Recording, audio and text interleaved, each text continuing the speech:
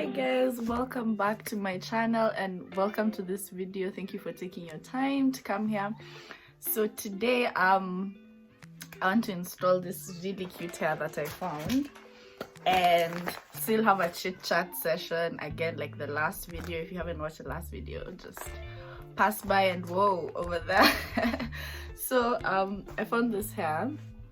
It's a full locks hair in a purple color by this brand called Freedom. I think you guys might have seen this brand around. They have some Mali braids and some other curly hairs. Anyway, yes, and then on the chit chat part of it, I just want us to talk about some traits that can either make or break you as like when you're running your business as a business person and whatnot. And I will be using some of my traits as the case study. Yeah, because I guess it's just easier that way. And yeah, you can look at the things that you relate to, and you can also contribute some of the traits you have found out from yourselves, and we can all just kind of like have a conversation and help each other out with this thing. So what I'll do today, I'll start with the plating technique for people who could be here on the video for the, like, you know, I'm here for the hair, girl. So yeah, I'll start by doing at least one demonstration of the installing, and then we can jump ship. So as I've showed you guys, I have 2 packs of the hair, and this is what they look like. Then 3 rows, like yeah, 3 rows per pack. So I really hope it'll be enough. So what I want to do at like the front, maybe one line of the front, I'll just do the individual crochet method, and I'll show you guys how I do that. And then for the rest of the head, I'll just do normal crochet because I don't have the energy to do the full head of individual. But I'm super excited about the color. Like, I've always been about colored hair, like the extra sauce, the funk, you know what I mean? So let's get it. Oh my god, guys, I'm just realizing now that these things come in different lengths. Like, this is a shorter one, and then like a medium length and a long one. Probably put the short ones at the back so that I get more of a bob effect, you know, shorter ones, longer ones, because I don't really like the layering of shorter to longer. I mean, it depends on what you're into. So at this point, I'll just section the hair, and then I'll tie away the rest of the hair just so that it doesn't get into the way. I'll be using Eco Styler gel just to smoothen the edges and some rubber bands.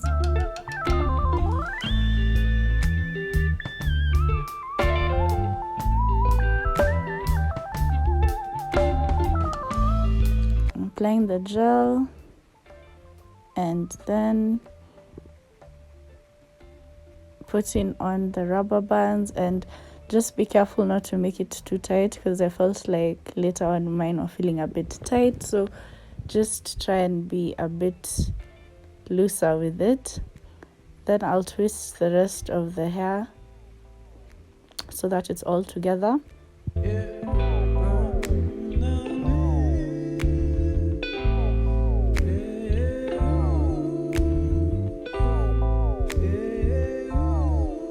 Then I'll take the braid and I'm putting through the crochet downwards, hooking the braid and passing it through.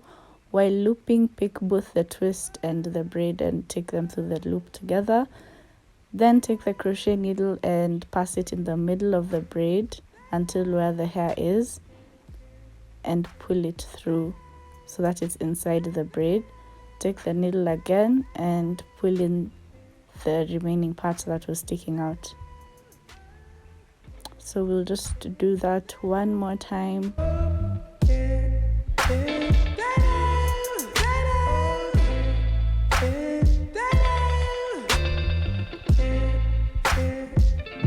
Oh, I saw it and she hit me like that. Saw that thing. Apply the gel. Oh, that. She just hit my heart. Oh, and this is not mandatory. You can do without the gel. Put your rubber bands and twist the ends of the hair. gotta make you mine. So hard to find. Baby, like, oh, how'd you do the thing? The way that you do it, and she ain't even. Take your crochet, pass it downwards. Get the hair through the loop and pull it to the other side. Join the twisted hair and the braid and pass them through the loop together. Then take your crochet needle right in the middle of the braid till where the twist is hanging, then pull it through. Get the end if it's sticking out and repeat the pulling through again. And there we have it.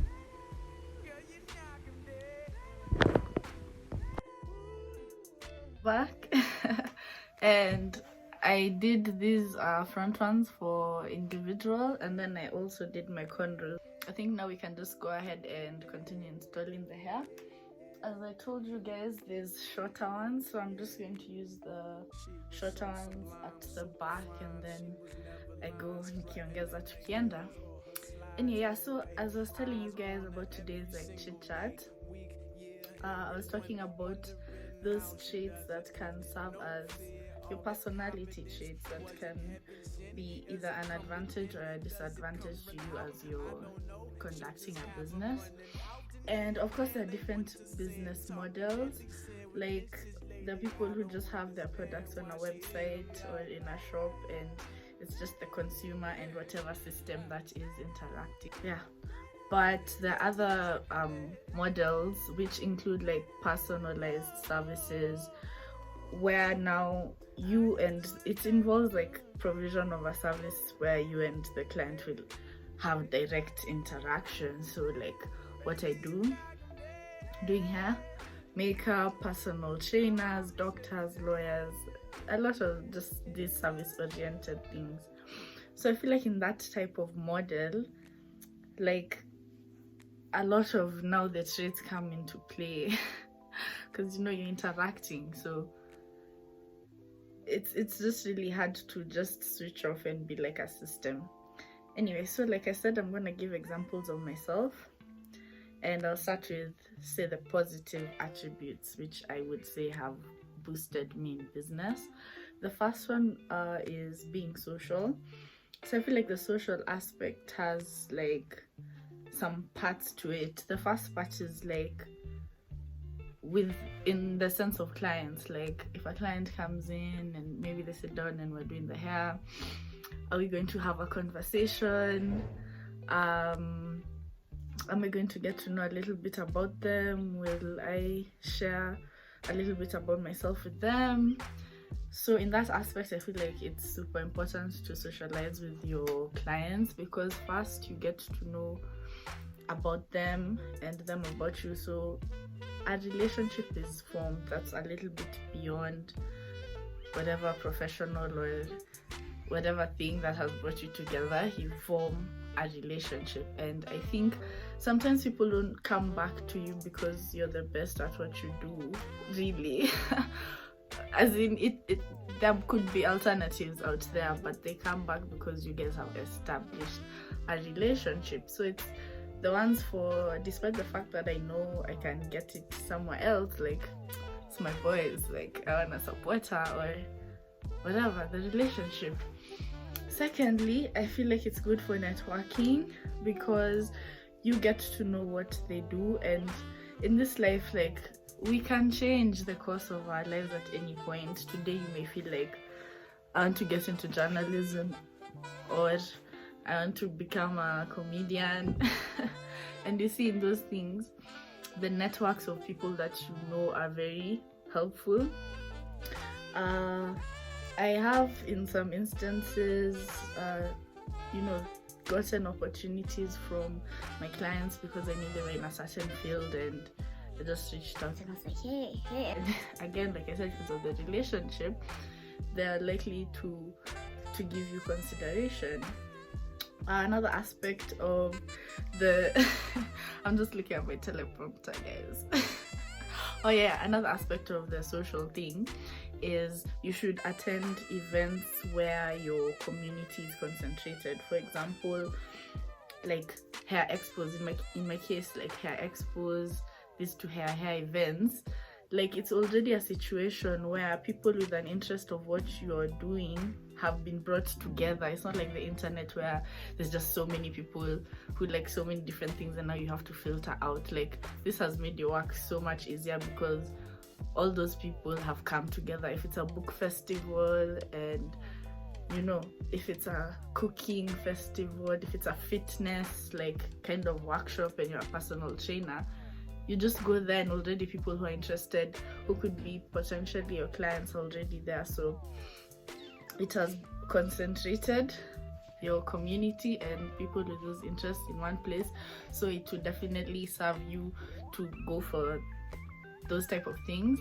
And then also, even as you do that, try to represent your brand as much as possible.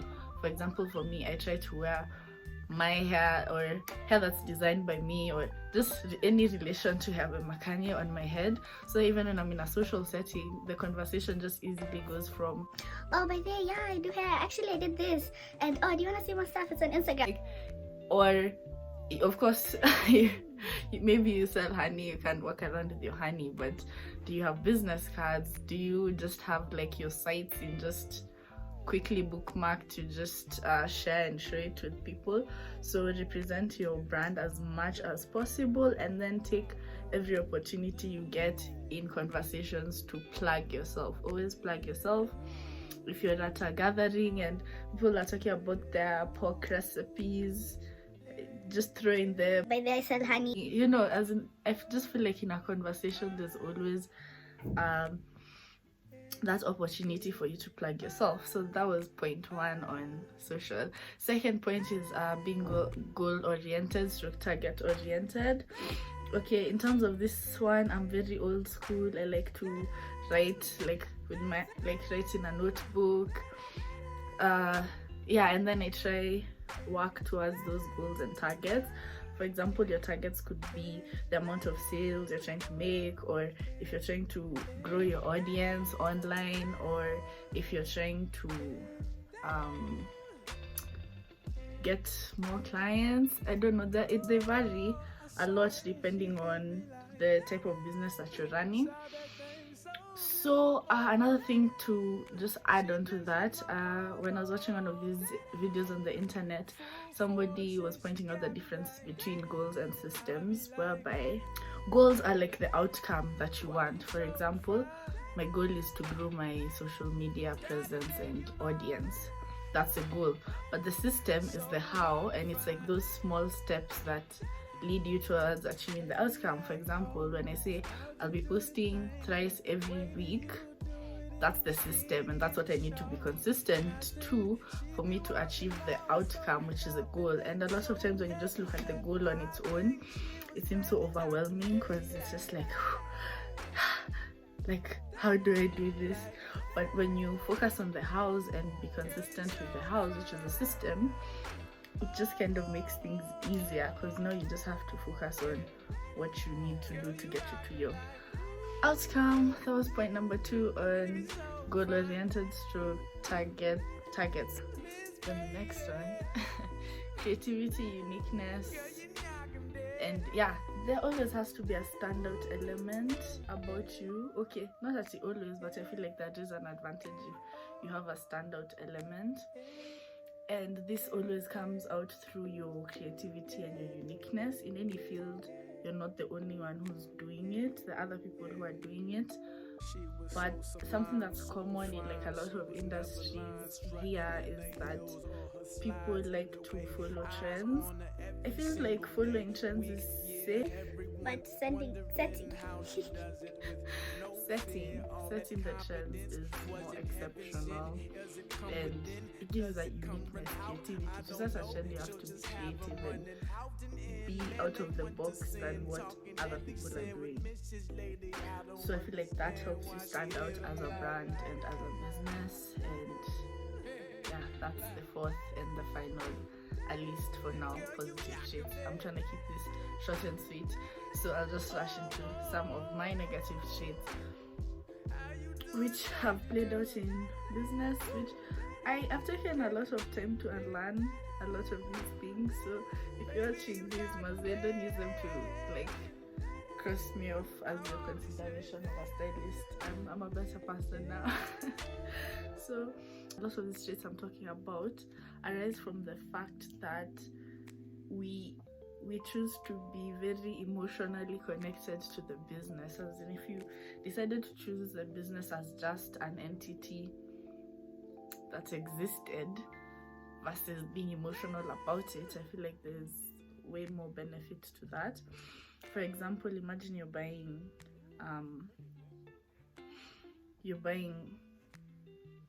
clothes in Gara, then umetry, then you're like Asha too, like then this guy like, mbona ulikuwa unajaribu ngono tuende kununua?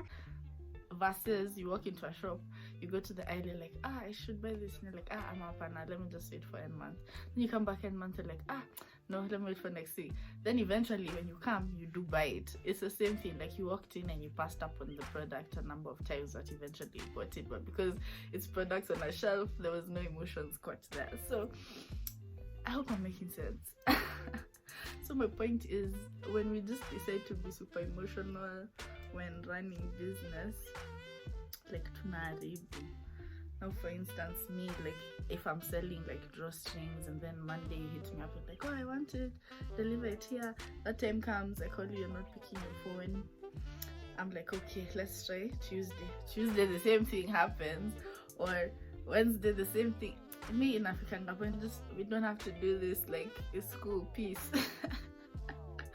But you see, that's because I just was emotional about it and I felt like maybe my time was being wasted, you know. But in real sense, if I isolated the emotions away from it, I would have made that sale. So something I've learned to get out of. Second thing is timekeeping. Keeping time is a sign of respect, obviously, because you don't know how people have planned out their days, what they're supposed to do. Maybe they ordered from you knowing that you said you'll deliver at a certain time, and that's when they needed the item.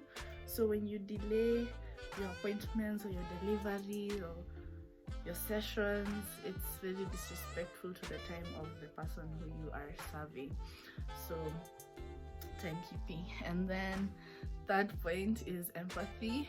I feel like my empathy gets into the way of me running a business because of price setting. I feel like when I'm price setting, I end up thinking about the client's ability above the quality that is on the table and the costs incurred. You know, certain place you have to think of those things, costs you're incurring, the value, if it's transport, blah blah. So me, I'm over there thinking like, guys, I can afford, guys. So do not be too empathetic, like, and you get what I'm saying, as in it's not a bad trait to have as a person. Just realize when it's getting into the way of you pricing yourself the way you're supposed to. Finally, last point is about inconsistency. Again, inconsistency can be as a result of your mood, how you're feeling today. Are you trying to, I'm not yet done installing, but like, are you psyched? Are you nini? So now you see those personal, again, emotional things transfer yourself in how you're showing up to work. If you're showing up to work, blah blah blah. So again, okay, of course, as human beings, like, it's natural and it's gonna happen, but if you can just learn to know that your commitment to whatever it is you're doing should be above also some of your personal problems sometimes, like mood swings or whatever. Yeah, so anyway, let me just finish installing this and then I will be back. It's done. Hey guys, guys, please just like, I'm trying to catch my breath. Sheesh, my gosh, I should just handle some very dramatic accessories, but anyway, with or without accessories, wow, I love it, and it's so flexible because there's a decide me this side or this other side. Oh, maybe I put this down here, and I can have them go back. Okay, the front is still by there a bit stiff because I did the whole rubber band situation, but hey, I love it. Oh my god, the color, the volume. Oh, I forgot to tell you guys, I got the hair from True Cosmetics, Apple, did I say it or did I not? Electric Avenue / Woodvale in Westlands, and this were just 2 packs. Each pack was 280 bob, so I'm like, oh my god, what the hell, you guys, what the hell? Okay, cool down. Anyway, thank you so much for watching this video, and yeah, thank you for listening to what I had to say about the trades. If you want to, you can just go pick a book and write down traits that you feel have helped you and traits that you can improve on in terms of being a business person or service provider. And if you have not subscribed to this channel, please subscribe, like, share, comment, as in just spam me. I'm giving you permission to just spam all my all my content. Yeah, and I'd really appreciate if I see you guys in the next video, and the next one, and the next one after that. And oh thank you for watching. Bye.